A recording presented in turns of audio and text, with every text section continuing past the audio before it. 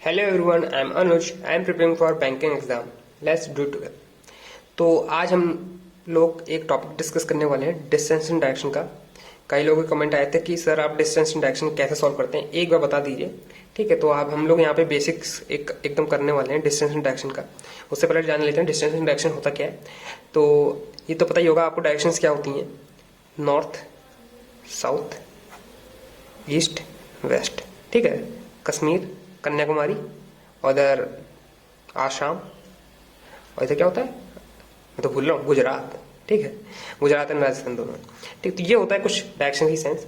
ये आपको याद होनी चाहिए कि हाँ कहाँ पे क्या होता है। नहीं तो ऐसा करके बना के लिख लो, वैसे बना के लिखने वाली बात नहीं है, आपको याद होना चाहिए ये चीज़। ठीक है, एक दो बार प्रैक्टिस कर लोगे तो आ जाएगा। मैं मतलब जिन लोगों की अभी तैयारी है, अच्छी खासी तैयारी, तो उनको तो आता ही होगा। मैं ये कंसिडर कर लेता हूँ उन लोगों को। जो बिगिनर है तो उनको तो कुछ कह नहीं सकते, क्योंकि उनको इसके बारे में नॉलेज नहीं होती है। तो ये इसकी आपको मतलब सेंस होना चाहिए कि कहाँ पे कौन सा है डायरेक्शन है। ये अगर आपके माइंड में है तो काफ़ी चीज़ें आसान हो जाती हैं। डिस्टेंस डायरेक्शन का क्वेश्चन जो होते हैं प्री के एग्जाम में काफ़ी आता है।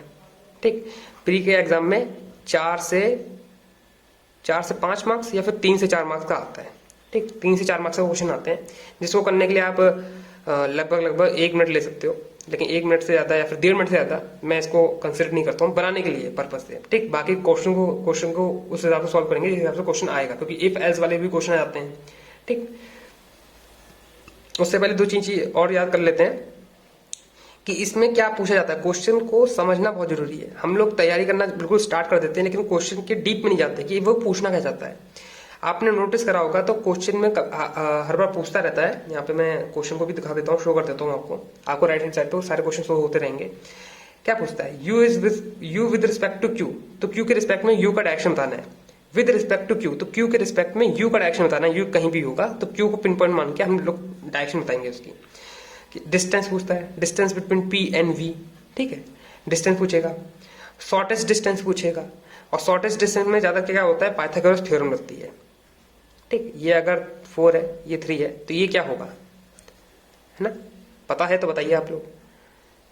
पता तो होगा ही सबको, 5 होगा ये, 12, 5 क्या होगा ये, 13।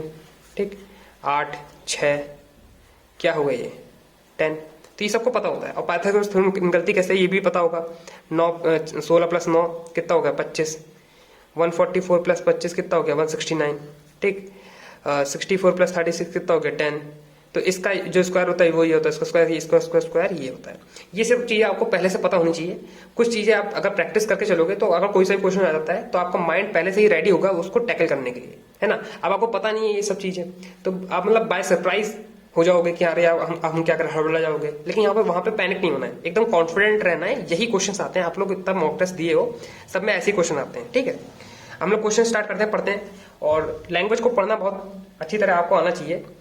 कहीं भी अगर आपने गलती करी तो पूरा डायरेक्शन चेंज हो जाता है। ठीक है, Q is 7 towards south of P। Q is 7 towards south of P, तो Q जो है साउथ में है, वो भी P से कितना, 7। ठीक, आगे बढ़ लेते हैं। और वही Q, and point Q is 6 metre toward west of R, तो R के वेस्ट में है। ठीक है, वो भी 6 है ना। और क्या बोल रखा है उसने, और ये चीज काफी ध्यान देना कि ये 7 है तो ये 6 उससे मतलब छोटा ही होना चाहिए, है ना। ये नहीं कि आपने 6 इतना लंबा बना दिया, काफी प्रॉब्लम हो जाती है। कुछ क्वेश्चन आएंगे अभी आगे जाओगे, जब पीओ के पेपर अटेंड करोगे या फिर मेंस के कुछ क्वेश्चन अटेंड करोगे, तो उसमें काफी लंबा बना देता है डिस्टेंस डायरेक्शन, बिल्कुल भूल भुलैया बना देता है। ठीक, तो उसमें काफी हेल्प करता है अगर आपने सेंस लगा रखा है कि हाँ 7 इतना है, 6 इतना है। तो अगर 6 इतना कर दोगे, उसमें कहेगा बीच में, इन दोनों के बीच में गैप है, बिल्कुल इक्वल डिस्टेंस है, तो ये 3 हो जाएगा। फिर 3 के ऊपर 4 जाएगा, तो 4, तो जब 3 इतना है तो 4 तो आप इतना मानोगे ना। और 7 और 4 में अंतर ही आ गया, आप देख सकते हो ना। इसलिए कहता हूँ काफी हद तक सिमिलर रखा करो। ठीक है, अब स्केल से नापने में बैठ जाना, लेकिन ऐसे रखना। ठीक है, अंदाजे से। अब क्या बोल रखा है उसने, R है 5 टूवर्ड नॉर्थ ऑफ S नीचे ही आएगा फिर 5। उसका क्या बोल रखा है, while S 10 toward west of T, U is 12 north of T, तो 12 नॉर्थ है U, तो ऐसे नहीं कहीं भी मार दिया। आप इधर देखोगे 5 + 7 12, मतलब इसी की लाइन में आना चाहिए यहाँ पे, है ना, 12 U। और क्या बोल रखा है, U is 12 metre north of T and east of V, 10 metre east of V। तो 10 मीटर ईस्ट मतलब इनका गैप और इसका गैप यहाँ पे इस जगह पे कहीं पे V आएगा, ठीक है। तो आप देख सकते हो ये पिन पॉइंट इसके ऐसे करके सिमिलर है, ऐसे ऐसे करके ये 7 हो जाएगा, ये भी 6 हो जाएगा, है ना, 6 इधर 6 इधर, ये तो सबको पता ही होगा ना कैसे करते हैं। तो ये हमारे कुछ पजल यहाँ पे जो है डिस्टेंस एंड डायरेक्शन का क्वेश्चन यहाँ पे पूरा सॉल्व हो चुका है। अब जो पूछता है वो हम लोग बता देते हैं इसमें, u with respect to q, u with respect to q, q के रिस्पेक्ट में बताना u किधर है, u कहाँ पे है, u आसाम में है, नॉर्थ ईस्ट, ठीक, ये हो गया। p और v का डिस्टेंस बताना है, p और v का डिस्टेंस 6 है, ठीक, मैंने मार्क कर रखा है पहले से ही।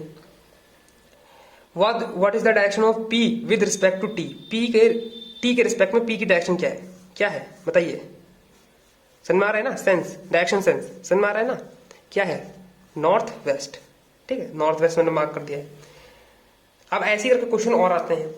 अब यहाँ पे मैंने आपको एकदम बेसिक बता दिया कि कैसे सॉल्व करा जाता है ये चीज, ठीक है। अब इसी में स्पीड आती है, आपने कितनी जल्दी पढ़ लिया, कितनी जल्दी बना लिया, ठीक है। और आप देख सकते हो यहाँ पे ये वाला क्वेश्चन, इस क्वेश्चन को सॉल्व करने में 50 सेकंड लगे मुझे, ठीक है। और यहाँ पे हम टाइमर लगा देते हैं, टाइमर भी है मेरे पास, ये देखिए आप टाइमर, ठीक है। तो इस क्वेश्चन को ट्राई करते हैं सॉल्व करने का, टाइमर लगाकर कि कितनी जल्दी सॉल्व कर लेते हैं हम लोग। टाइमर आपको दिख रहा होगा ना, है ना। तो यहाँ पे मैं सॉल्व करने का ट्राई करता हूँ, फिर हम लोग क्वेश्चन को अटेंड करेंगे, देखते हैं कितना टाइम लगता है, कितनी जल्दी पढ़ लेते हैं, ठीक। आप मैच करिएगा स्पीड, स्टार्ट कर लेते हैं। B is 3 west of A, C is 4 north of, G is exactly middle between, और H is 6 south of C, 6 मतलब south of CH, D is 3 west of, and west of C, and point F is 4 south of D, point E is 3 west of H, ठीक है। तो यहाँ पे stop कर देते हैं हम लोग। आप देख सकते हैं 40 सेकंड के अंदर कह सकते हैं हमारी जो पजल है वो कंप्लीट बन चुकी है। अब हम कुछ भी डिफाइन कर सकते हैं, ठीक। तो आप स्पीड देख सकते हैं, यहाँ पे पढ़ने की स्पीड और सॉल्व करने की स्पीड सही होनी चाहिए। अब यहाँ पे आप देख सकते हो यहाँ पे 50 सेकंड लगा, यहाँ पे 40 क्यों लगा, तो ये वही है कि यहाँ हमने पहले सॉल्व कर रखा है तो कुछ क्वेश्चन याद भी रहता है। और री अटेम्प्ट में यही होता है कि आप इंप्रूवमेंट करते रहते हो। ये मैंने पता नहीं कब सॉल्व करा था, बहुत पहले सॉल्व करा था, ठीक। क्वेश्चन तो अभी मैं लेके आया हूँ, री अटेम्प्ट करते रहते हैं, इसलिए मैं कहता हूँ जब भी मॉक टेस्ट लगा करो उसको री अटेम्प्ट जरूर करा करो, ठीक। री अटेम्प्ट से क्या होता है, आपका इंप्रूवमेंट आता है। आपने मॉक टेस्ट में अगर 75 क्वेश्चन सॉल्व करे हैं तो हो सकता है री अटेम्प्ट में आपने 80 क्वेश्चन सॉल्व कर दिए हो, ठीक है। तो ये लगाया करो, ठीक। अब यहाँ पे जल्दी जल्दी हम लोग आंसर निकाल लेते हैं। C और A के बीच में शॉर्टेस्ट डिस्टेंस बताना है, तो बताना है 4 और 3 क्या होगा, ये 5, ठीक। D और E का डिस्टेंस बताना है आपको, 4 2 6, है ना। तो ऐसे करके क्वेश्चन आते हैं। ये क्वेश्चन मैं आपको दे देता हूँ, आप लोग भी इसको ट्राई करना। इस क्वेश्चन में क्या होता है कि थोड़ी, चलो इसमें बता देता हूँ थोड़ा, क्योंकि इसमें थोड़ी सी डिफिकल्टी आ जाती है। इसको साइड कर देते हैं, क्योंकि इसमें क्या बोल रखा है, जितने भी चीजें दे रखी हैं T1 T2 T3 दे रखे हैं, है ना। अब ऐसे कैसे लिखोगे, क्योंकि जो भी डिस्टेंस दे रखा होगा वो भी ऐसे करके दे रखा होगा, 4 है कोई 3 है, कंफ्यूजन हो जाता है। इसलिए इसमें क्या करा करो, आप T को लिख लिया करो साथ में। कुछ लोग होंगे कि T को नहीं लिखेंगे, 1 1 2 याद रख लेंगे, लेकिन ऐसा कुछ नहीं होता, याद नहीं रख पाओगे। मैं तो ये भी कहता हूँ जब भी नाम आता है, जैसे कोई नाम आ जाता है तो उसको भी पूरा नेम पूरा लिख लिया करो आप लोग, ठीक है। क्या क्यों करना कंफ्यूजन, ज्यादा आपको 10 सेकंड और लगेंगे इसमें लिखने में 10 सेकंड और लगेंगे, इनिशियल मत लिखा करो, ठीक। T जो है 3 साउथ ऑफ T2 है, T2 के 3 साउथ में T3 है, T3 2 kilometre north of T4, ये T4 के नॉर्थ में है। और आपको कंफ्यूज बहुत करेंगे, T4 मतलब 4 मीटर T4 के है, ऐसे बहुत कंफ्यूज करेंगे। और क्या बोलेंगे, T7 8 ईस्ट ऑफ T6, और T3 4 east of T2, T3 is 4 east of T2, ये 1 था।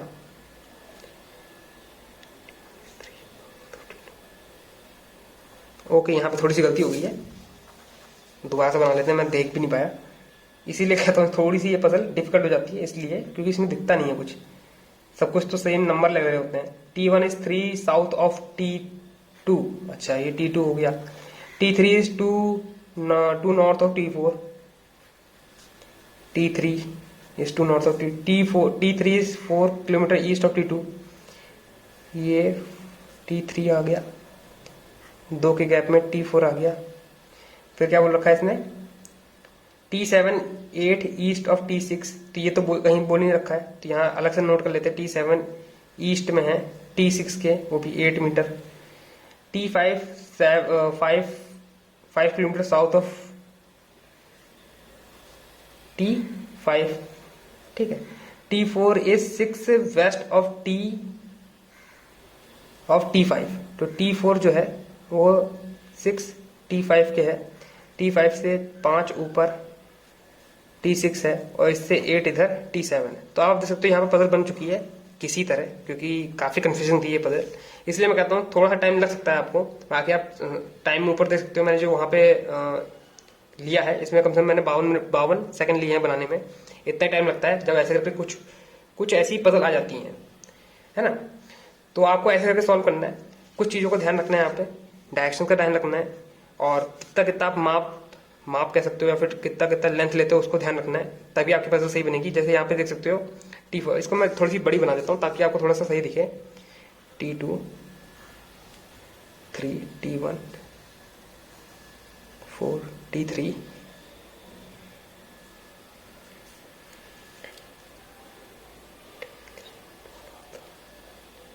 ये 2 है T4 के, और 2 है तो यहाँ तक आएगा, और फिर ये 6 है T5 तक, और इससे 5 ऊपर है तो 5 इतना आ जाएगा करीबन, और फिर ये 8 है, 8 और लंबा ले लेते हैं T7 तक।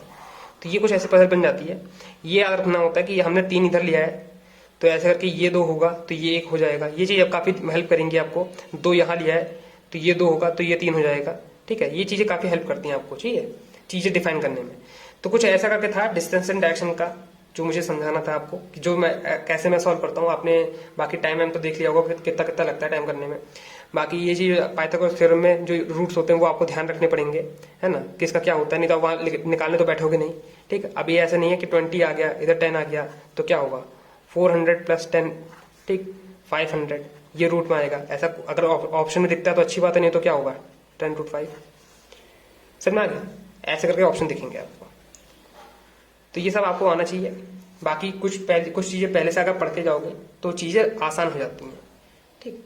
तो आज के लिए इतना ही, मिलते हैं फिर नेक्स्ट वीडियो में। आप लोग कमेंट बॉक्स में बताना अगर समझ में आया है कि नहीं आया है ना।